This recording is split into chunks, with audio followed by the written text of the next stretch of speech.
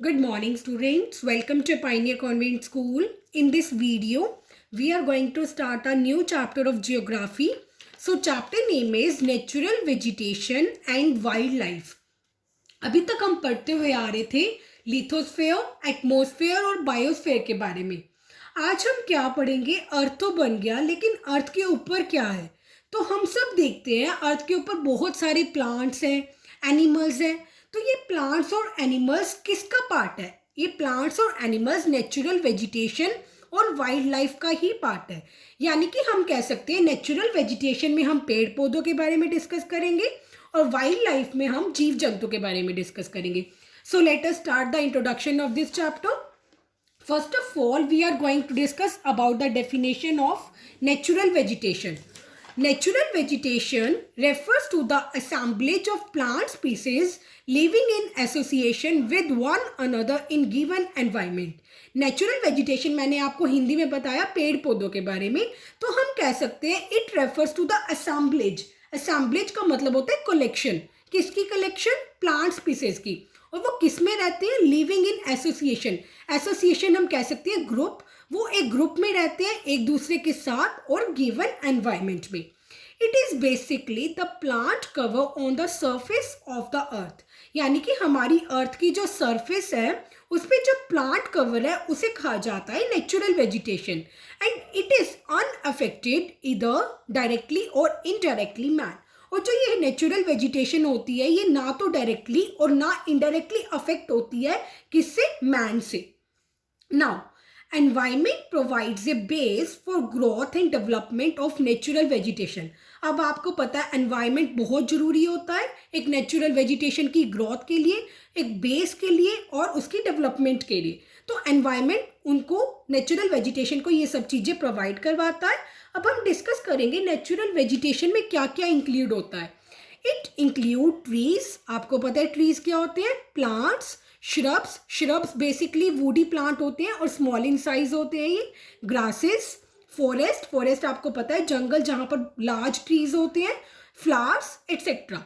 Now natural vegetation provides base for other living beings. अब जो ये नेचुरल वेजिटेशन होते हैं ये अदर लिविंग बींग्स को भी बेस प्रोवाइड करवाते हैं. Natural habitat to the animals और एनिमल्स को नेचुरल हैबिटेट प्रोवाइड करवाया जाता है. And shade to human beings और ह्यूमन बींग्स को शेड यानी कि छाया भी प्रोवाइड करवाती है.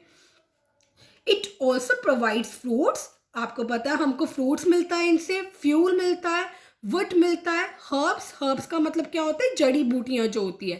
And would for making furniture. यानी कि हम नेचुरल वेजिटेशन से लकड़ियों को भी इकट्ठा कर सकते हैं ताकि हम फर्नीचर को भी बना सकें. And natural dyes etcetera. So this is about the natural vegetation. Now we are going to discuss about factors affecting natural vegetation. वो कौन कौन से फैक्टर्स हैं जो हमारी नेचुरल वेजिटेशन को अफेक्ट करते हैं. First one is climate. आपको पता है सिटेबल क्लाइमेट होना बहुत ज़रूरी है. So it affects the growth and development of natural vegetation. जो क्लाइमेट होता है वो नेचुरल वेजिटेशन की ग्रोथ को और डेवलपमेंट को दोनों को अफेक्ट करता है.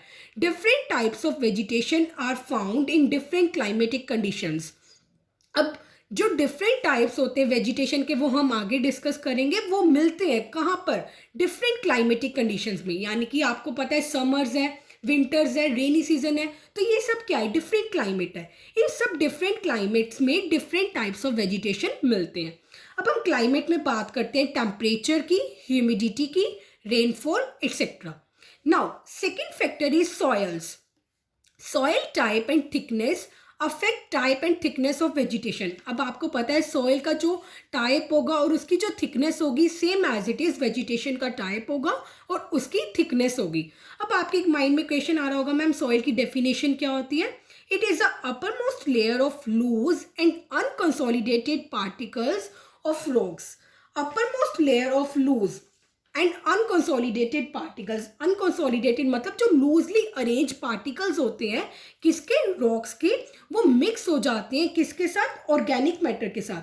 अब आपको ऑर्गेनिक मैटर तो पता ही है जो लिविंग ऑर्गेनिजम्स का रिमेन्स होता है, डेड पार्ट होता है लाइक प्लांट्स और एनिमल्स का, उनके साथ जब ये लूज पार्टिकल्स मिक्स हो जाते हैं, रॉक्स के लूज पार्टिकल्स मिक्स हो जाते हैं, उसे कहा जाता है soil. Vegetation in tropical and temperate lands is different from vegetation found in deserts.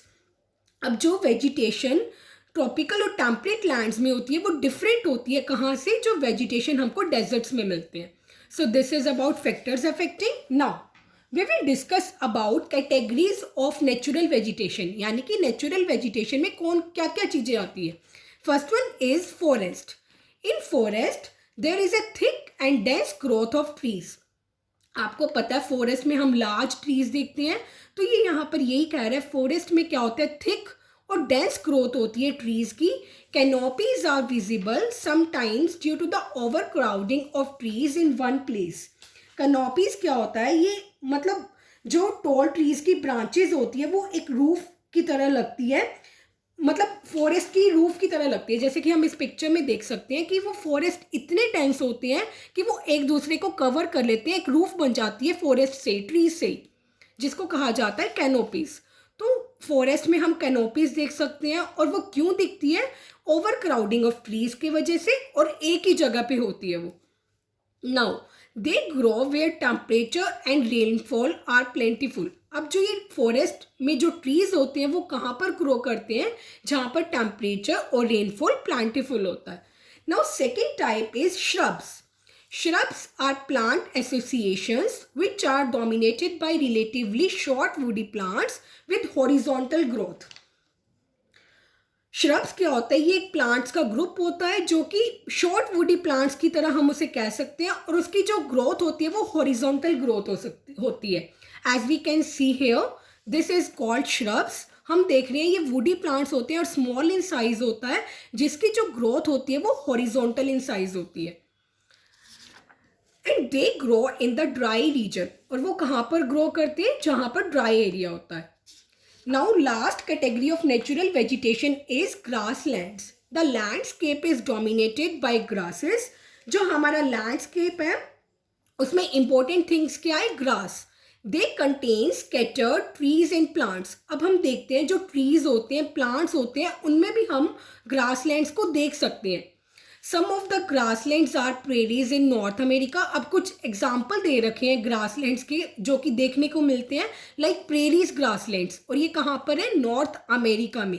Pampas grasslands in South America, velds grassland in South Africa, and downs in Australia.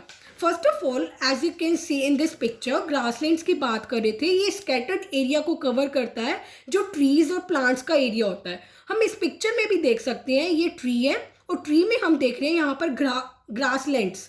मतलब हम कह सकते हैं कि जो हमारा लैंडस्केप है उसमें मेन थिंग क्या है, grassland. So this is about categories of natural vegetation.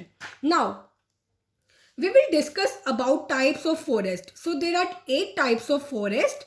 First one is tropical evergreen forest. Second is tropical deciduous forest. Third one is temperate evergreen forest. Fourth one is temperate deciduous forest. Fifth one is Mediterranean vegetation. Sixth is coniferous forest. Seventh is desert vegetation. And the eighth is tundra vegetation. First of all आपके mind में stuck कर रहा होगा what is tropical evergreen forest, what is temperate evergreen forest. First of all मैं आपका जो doubt है tropical और टेम्परेट के बीच में उसको दूर करूंगी. As you know students, this is earth and at 0 degree there is equator line. और आपने डिस्कस कर लिया होगा इक्वेटर लाइन के अपर, और जो अपर पार्ट होता है उसको हम बोलते हैं नॉर्दर्न हेमिस्फीयर, और जो लोअर पार्ट होता है उसको बोला जाता है सदर्न हेमिस्फीयर.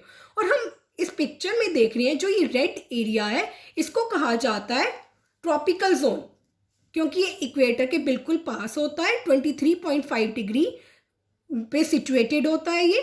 और नॉर्थ ट्रॉपिकल जोन होता है, ये साउथ ट्रॉपिकल जोन होता है. एंड 66.5 डिग्री नॉर्थ पे होता है north temperate zone, and 66.5 degree south पे होता है साउथ टेम्परेट जोन.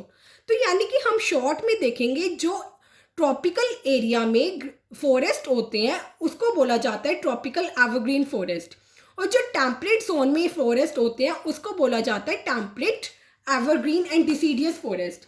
अब आपके माइंड में आ रहा होगा होगा कि एवरग्रीन और डिसीडियस फॉरेस्ट में क्या डिफरेंस होता है.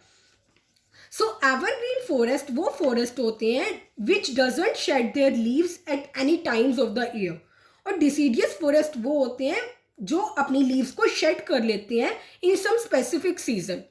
सो these four are clear. Now Mediterranean vegetation क्या होता है, ये बेसिकली एक श्रब का टाइप है. Then coniferous forest, after that desert vegetation and tundra vegetation are the types of shrubs. So now we will see the images of different types of forest. As we can see in this picture, first one is tropical evergreen forest and tropical deciduous forest. After that temperate evergreen forest, and then Mediterranean vegetation, coniferous forest, desert vegetation. Desert vegetation name से पता चल रहा है जो desert area में होती है, और पिक्चर में भी हम देख सकते हैं. Tundra vegetation and temperate deciduous forest. In our next video we will discuss these types of forest one by one gradually. Till then have a good day.